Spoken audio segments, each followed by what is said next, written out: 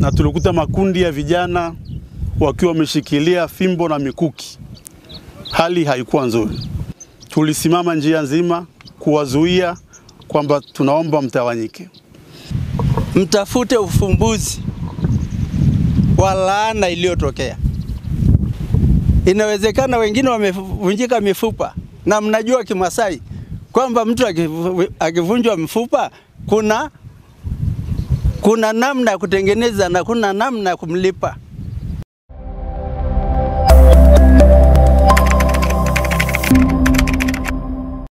Mkuu wa wilaya kanaambia lakini kuwa makini, hali sio nzuri.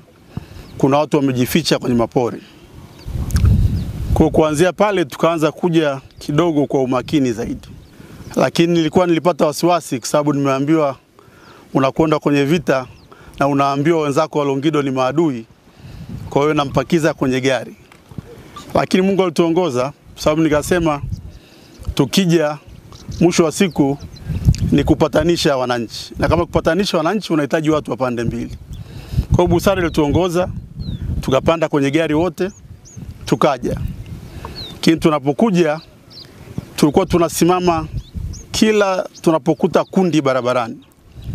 Na tulikuta makundi ya vijana wakiwa wameshikilia fimbo na mikuki. Hali haikuwa nzuri. Tulisimama njia nzima kuwazuia kwamba tunaomba mtawanyike. Wakati tunashiriki tunaanza kusikia sauti inatoka huku juu. Kundi la huku juu linaanza kushuka. Likafikia kwenye miti ile pale juu kama mita 300 kutoka hapa.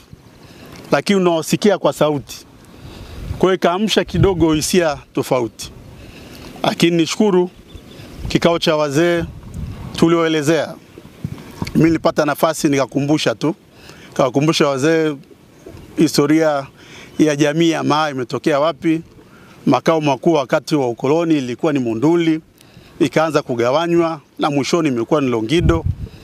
Kwa hiyo jamii ya Maa kwa umoja wetu tuna changamoto nyingi. Lazima saa zote tujitahidi kuwa na sauti ya umoja kupambania changamoto zetu. Kwa malengo yangu ilikuwa kuwakutanisha wazee wale na kuwaambia naomba tuwatawanyishe vijana, alafu tutumie busara, tusubiri kikao hiki cha viongozi wote wa pande zote mbili. Kwa kweli cha msingi jana ilikuwa ni kikao kifupi. Kifupi cha kuomba wazee kwamba tunaomba busara ya Malaigwana kwa sababu tunaheshimiwa sana viongozi wa kimila wa Kimasai. Hili jambo lisiende mahakamani na lisihusishe polisi. Kaambia akianza kushikwa watu hapa tutaingia gharama za kwenda mahakamani, gharama za kwenda polisi.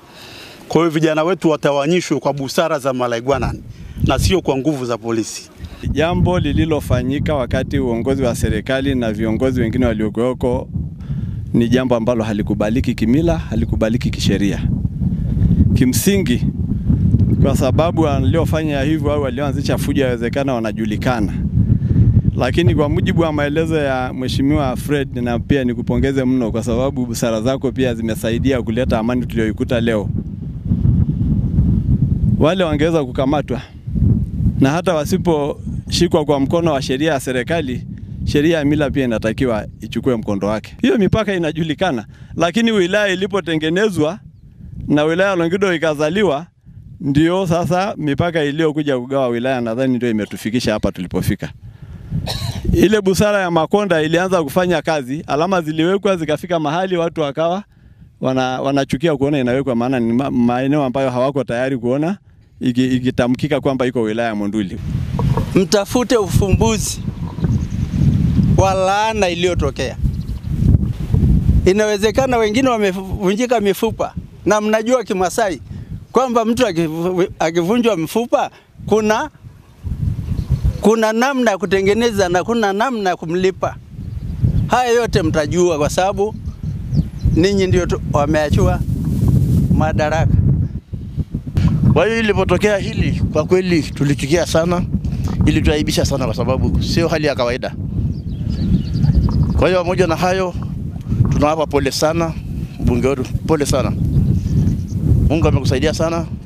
Jana ulipoongea nimekusikia, nilimpigia Lewanga simu wakati uko kwenye kikao, nasikia unahutubia.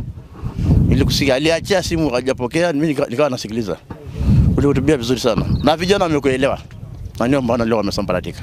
maazimio yetu, pasije kutokea vurugu ya aina yoyote kama iliyojitokeza, marufuku. Hilo tokea ni bahati mbaya.